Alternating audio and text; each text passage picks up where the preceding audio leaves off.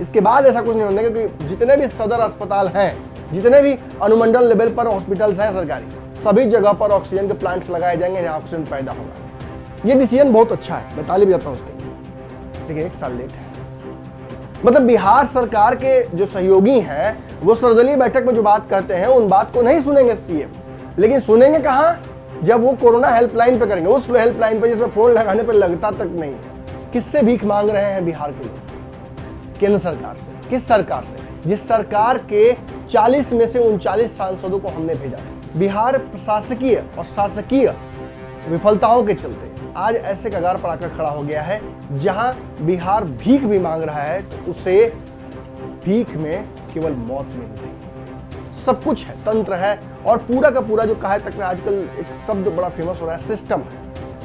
लेकिन ये system auto collapse कर गया है बिहार में। कम से कम शर्म के मारे ही नरेंद्र मोदी जी ने और अमित शाह ने रैलियां कैंसिल कर दी।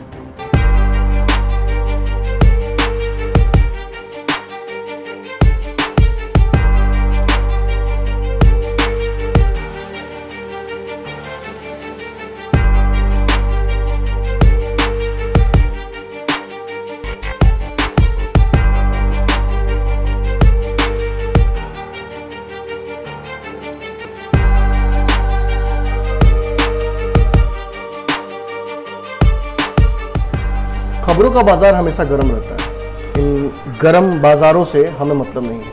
हम खबरों का बाजारीकरण नहीं करना चाहते। हम उन खबरों की तह तक पहुंचना चाहते हैं जिन खबरों की वजह से आपके जीवन पर असर पड़ता है। हम खबरों का पंचनामा करते हैं।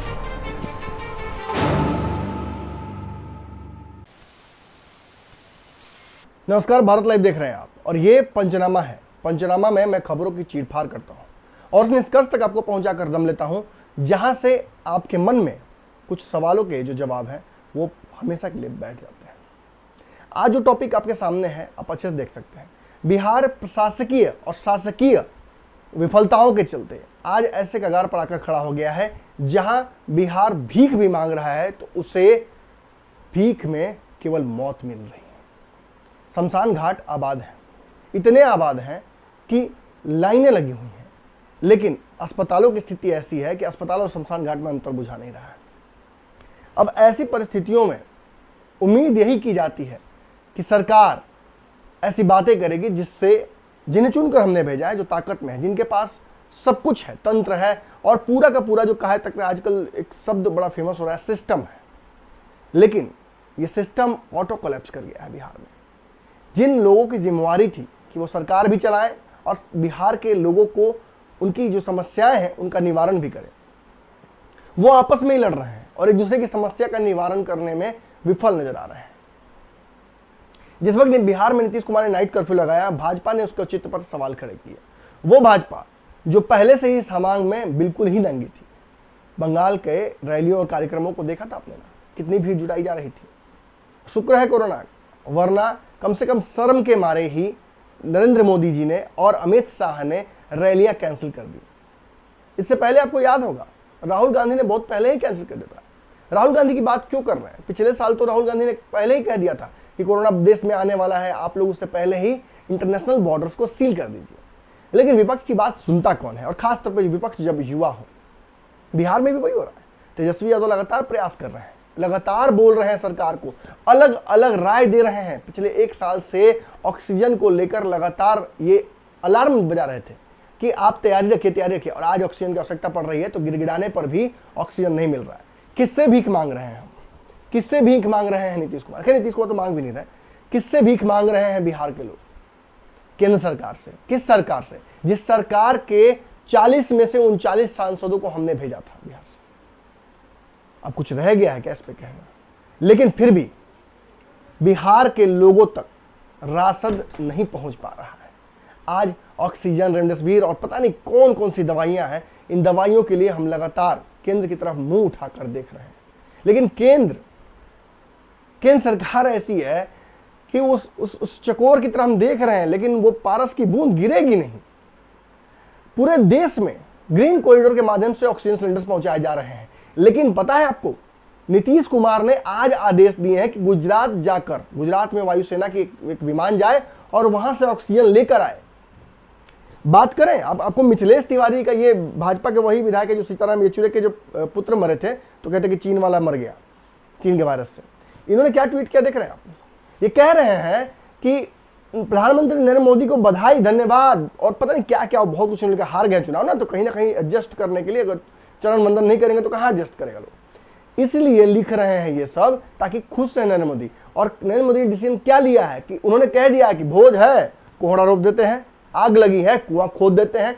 जब ऑक्सीजन के चलते पूरे देश में लोगों की जानें जा रही हैं, तो नरेंद्र मोदी ने अनाउंस कर दिया है कि आगे से ऐसा कुछ होने नहीं देंगे वो। मतलब आज जो स्थिति है सो तो अब झेल लीजिए, इसके बाद ऐसा कुछ नहीं होने देंगे, क्योंकि जितने भी सदर अस्पताल हैं, जितने भी अनुमंडल लेवल पर हॉस्पिटल्स हैं सरकारी, सभी जगह पर ऑक्सीजन के प्लांट्स लगाए जाएंगे जहां ऑक्सीजन पैदा होगा। ये डिसीजन बहुत अच्छा है, मैं ताली बजाता हूं उसके लिए, लेकिन 1 साल लेट है, 1 साल से ज्यादा ही लेट है। अब इस बात पर मुझे इतना ही याद आ रहा है कि कहीं ना कहीं नरेंद्र मोदी बिहार के साथ बदला ले रहे हैं। अब अगर बिहार के साथ वो बदला ले रहे हैं, तो इन परिस्थितियों में भाजपा के लोगों का बिहार में जो बर्ताव है, कि खासतौर पर नीतीश कुमार के प्रति, वो कैसा है जरा समझ लीजिएगा। संजय जायसवाल कहते हैं कि लॉकडाउन लगाना ही चाहिए था, वीकेंड कर्फ्यू कम से कम लगा देना चाहिए था, नाइट कर्फ्यू नहीं लगाना चाहिए था। ये सरकार के हिस्सा है और ये बात कह रहे हैं। सम्राट चौधरी जो उपेंद्र कुशवाहा को कहे हैं, सो आपको पता ही है। साथ ही साथ ये भी उन्होंने कह दिया कि अगर विधायक ही मरने लगेंगे तो सरकार पर भरोसा कौन करेगा, आम आदमी का फिर क्या होगा। उसके बाद आपको बता दें कि भाजपा के लोग इतने ही चुप नहीं रहे हैं। भाजपा के अंदरूनी लोगों ने तो यहां तक कि बवाल भी शुरू कर दिया है। भाजपा अंदर अंदर खोली हुई है। नीतीश कुमार के खिलाफ लगातार लोग सड़कों पर उतरना चाहते हैं, लेकिन समस्या यह है कि गठबंधन में है।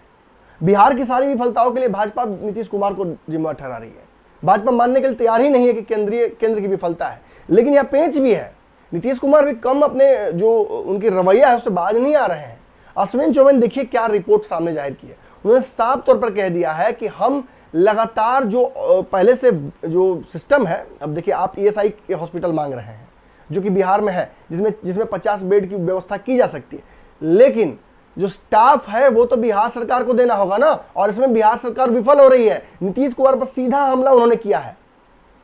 ये भाजपा के केंद्रीय राज्य मंत्री हैं स्वास्थ्य के, और अगर ये कह रहे हैं तो गलत नहीं कह रहे होंगे या जिम्मेवारी के साथ कह रहे होंगे। इनकी बातों से साफ समझ में आ रहा है कि Nitish Kumar no cooperation movement चला रहे हैं, जहां एक तरफ लोग एक दूसरे की जान देकर एक दूसरे की मदद कर रहे हैं, वहीं बिहार का मुख्यमंत्री आपस में सामंजस्य बिठाने में परहेज कर रहा है। वो केंद्र की बातों को सुन नहीं रहा है। वो जब बैठता है नरेंद्र मोदी के सामने तो अपनी मांगे नहीं रख पाता है। अब किस ईगो में ये कर पाते हैं, किस डर में कर पाते हैं, ये तो विश्लेषण करते करते हम थक गए। लेकिन सच्चाई यही है कि आज नीतीश कुमार से बिहार नहीं संभल रहा है। ऐसे में एक बड़ी खबर आई है, आरसीपी सिंह ने परिस्थितियां देखा बिगड़ रही हैं। ललन सिंह ने तो कहीं ना कहीं नीतीश कुमार की तरफ से मोर्चा खोल दिया था। जैसे उपेंद्र कुशवाहा को फजीहत सुननी पड़ी, वैसे ही ललन सिंह बचाव में आए नीतीश कुमार के, और उन्होंने जो भाजपा के नेता हैं उनकी औकात याद दिलाई और कहा कि सीएम बिहार में कौन है आपको पता है ना। और इतना ही काफी था। संजय झा ने तो इसके बाद कहीं ना कहीं मजाक भी उड़ाया कि आपको अगर कोई राय और आपको अगर बातें रखनी है तो आप जो कोरोना हेल्पलाइन है उसमें जाकर रख सकते हैं। मतलब बिहार सरकार के जो सहयोगी हैं वो सर्वदलीय बैठक में जो बात करते हैं उन बात को नहीं सुनेंगे सीएम, लेकिन सुनेंगे कहां, जब वो कोरोना हेल्पलाइन पे करेंगे, उस हेल्पलाइन पे जिसमें फोन लगाने पे लगता तक नहीं है। अब तो बंद करके बैठ गए हैं लोग। परिस्थितियां कितनी विकट आप समझ सकते हैं। लेकिन इन बदली विकट परिस्थितियों में आरसीपी सिंह ने कहीं ना कहीं ये समझ लिया कि भाजपा के साथ रिश्ते अब नहीं आगे अच्छे हो सकते हैं। आपको पता है सुशील मोदी लगातार नीतीश कुमार को आईना दिखा रहे हैं। वो सुशील मोदी जो कहीं ना कहीं नीतीश कुमार के परछाई माने जाते थे, अब वो भी नीतीश कुमार को आईना दिखाने लगे हैं। वैक्सीन को लेकर हो, ऑक्सीजन को लेकर हो, व्यवस्थाओं को लेकर हो, सब तरफ से कहीं ना कहीं अब ऑब्वियसली एक रिश्ता भी बना के रखना है, लेकिन नीतीश कुमार एक्सपोज हो रहे हैं और केवल भाजपा की वजह से। अब तक तेजस्वी यादव ने नीतीश कुमार के किसी भी सिस्टम को एक्सपोज करने की कोशिश नहीं की। उन्होंने जो सच्चाई है सो दिखाया है, बढ़ा चढ़ा कर कुछ नहीं दिखाया है, और उल्टा सहयोग करने के लिए लगातार जगदानंद सिंह, तेजस्वी यादव और जितने भी राजद के जो लोग कार्यकर्ता हैं वो तैयार खड़े हैं। ऐसी स्थिति में आरसीपी सिंह ने कहीं ना कहीं इस बात को भांप लिया कि अब भाजपा के साथ रिश्ते अच्छे नहीं रह सकते हैं, तो कहीं ना कहीं डैमेज कंट्रोल करने के लिए उन्होंने कमान अपने हाथ में ले ली है। और कल धड़ाधड़ उन्होंने 2-3 डिसीजंस लिए हैं। पहला डिसीजन जो आरसीपी सिंह ने लिया है वो ये है कि जितने भी कार्यकर्ता हैं, जितने भी जिलाध्यक्ष हैं जदयू के संगठन के, वो सारे अपने अपने जिला के लोगों के लिए नंबर जारी करें और वो सुनिश्चित करें कि सरकारी अस्पतालों में अगर जो डॉक्टर हैं अगर वो हेल्प नहीं कर रहे हैं लोगों की, मरीजों को मुहैया नहीं हो पा रही है जरूरी की चीज़ें, तो उन सारी चीज़ों पर प्रोटोकॉल वो रखें। और अगर कोई भी डिलेक्टेंसी होता है अगर ड्यूटी में, तो उसको रिपोर्ट करें तुरंत हमें, और हम अपने लेवल से इस चीज़ को डील करेंगे। उसके बाद उन्होंने जो चिकित्सकीय प्रकोष्ठ है, उस प्रकोष्ठ के लोगों को ये बता दिया है कि आप अपने नंबर सार्वजनिक कीजिए और जो संगठन है उसे अपना नंबर दीजिए ताकि आपकी सेवाएं जो हैं उन्हें ली जा सकें। देखिए, बिहार में सबसे ज़्यादा जो अगर कहा जा सकता है ऑन रिकॉर्ड अगर कार्यकर्ता है किसी पार्टी के, तो वो भाजपा। बिहार में सबसे ज़्यादा एक्टिव अगर जो सब कहा जाता है उसको सब डोमेन्स, मतलब जो एक पार्टी के अंदर के विंग होते हैं, जो प्रकोष्ठ होते हैं, सबसे ज़्यादा अगर किसी पार्टी के हैं तो वो है भाजपा। सबसे ज़्यादा अगर विंग्स हैं, यानी जैसे कमल वाहिनी हो, युवा हो, एबीवीपी हो, इन बजरंग सेना हो, इन सब के आधार पर आरएसएस हो, इन सब के आधार पर भी भाजपा का बड़ा एक नेटवर्क है। लेकिन आपको पता है, आपने कहीं खबर देखी, कहीं आपको ये समझ में आया कि कोई भाजपा का कार्यकर्ता किसी की मदद कर रहा हो? जदयू की नींद भी तब खुली है जब परसों तेजस्वी यादव ने कहीं ना कहीं अपने चिकित्सकीय प्रकोष्ठ की लोगों की फौज खड़ी कर दी थी। अब आप समझ सकते हैं बिहार में जो बिहार की कुर्सी है, नीतीश कुमार छोड़े ना छोड़े, लेकिन जनता त्रस्त हो चुकी है। आज 28 विधायकों के हारने के बावजूद इनको भाजपा ने मुख्यमंत्री बना दिया है। मैं एक सवाल पूछता हूं, क्या और 28 विधायक हार जाएंगे अगले चुनाव में, तो भाजपा फिर नीतीश कुमार को सीएम बना देगी क्या? इसके अलावा भी कई सवाल हैं, लेकिन इन सवालों को आगे के लिए मैं छोड़ता हूं। फिलहाल बड़ी खबर यह है कि नीतीश कुमार से बिहार संभल नहीं रहा है। आरसीपी सिंह ने कमान जो है वो अपने हाथ में ले ली है और अलग अलग प्रकोष्ठ के लोगों को, जिन प्रकोष्ठों में किसी को भटकने नहीं दिया जा रहा है, अलग ही रखा जा रहा है। उपेंद्र कुशवाहा बहुत प्रयास कर रहे हैं लेकिन उनको सटने नहीं दिया जा रहा है। तो आरसीपी सिंह जो अपने संगठन है, उस संगठन के माध्यम से लोगों से आग्रह कर रहे हैं कि वो भगवान राम की तरह लोगों को जाकर निस्वार्थ भाव से सेवा करें। और इस दौरान अगर उनको खुद भी कोरोना हो जाती है तो इसके बारे में उन्होंने कुछ नहीं लिखा है कि क्या करना है। लेकिन चलिए ठीक है, एक इनिशिएटिव है। कहीं ना कहीं नीतीश कुमार जिस तरह से चुप हो गए थे, मतलब ये उस तरह से था जैसे कि कोई बकरी का बच्चा शेर देख लेता है तो डर के मारे कुछ बोल नहीं पाता है। इस तरीके से कोरोना की भयावह स्थितियों को देखते हुए नीतीश कुमार चुप हो गए हैं, कुछ नहीं बोल रहे हैं। हम लगातार उनको अलग अलग दिशाओं से याद दिला रहे हैं कि आपको कुछ बोलना चाहिए, लेकिन वो नहीं बोल रहे हैं। ऐसी परिस्थितियों में किसी ना किसी को तो आगे आकर जो परिस्थितियां हैं उनको अपने हाथ में लेनी होगी। संजय जायसवाल ने भी कहीं ना कहीं, और भाजपा ने भी परिस्थितियों को अपने हाथ में लेना शुरू कर दिया है। बिहार भाजपा ने, केंद्रीय भाजपा की बात मत कीजिए, वो अलग है, ये अलग है। बिहार भाजपा में संजय जायसवाल ने अपने क्षेत्र में बेतिया में जो ऑक्सीजन प्लांट्स हैं उनकी शुरुआत करा दी है। इसके लेकर लगातार वो मंगल पांडे के साथ संपर्क में भी है और ऑक्सीजन उत्पन्न बेतिया को कहा जा रहा है कि आत्मनिर्भर हो गया ऑक्सीजन को लेकर। ऐसे ही अगर बिहार के सभी जिलों में व्यवस्था अगर कर दी जाए। देखिए, 3 दिन पहले कहीं ना कहीं सुशील मोदी ने एक ट्वीट किया था कि एकाध दिन शब्द का प्रयोग उन्होंने किया था, एकाध दिन में ऑक्सीजन की कमी खत्म हो जाएगी। तो पप्पू यादव को दिलवाइए ना, लोगों को पहुंचवा रहे हैं वो। ऑक्सीजन की स्थिति ये है कि जो गौरव सिन्हा लगातार लोगों को, ऑक्सीजन मैन जो बिहार के हैं, जो लोगों को ऑक्सीजन सिलेंडर्स मुहैया करा रहे थे, वो भी आज निराश हो गए हैं।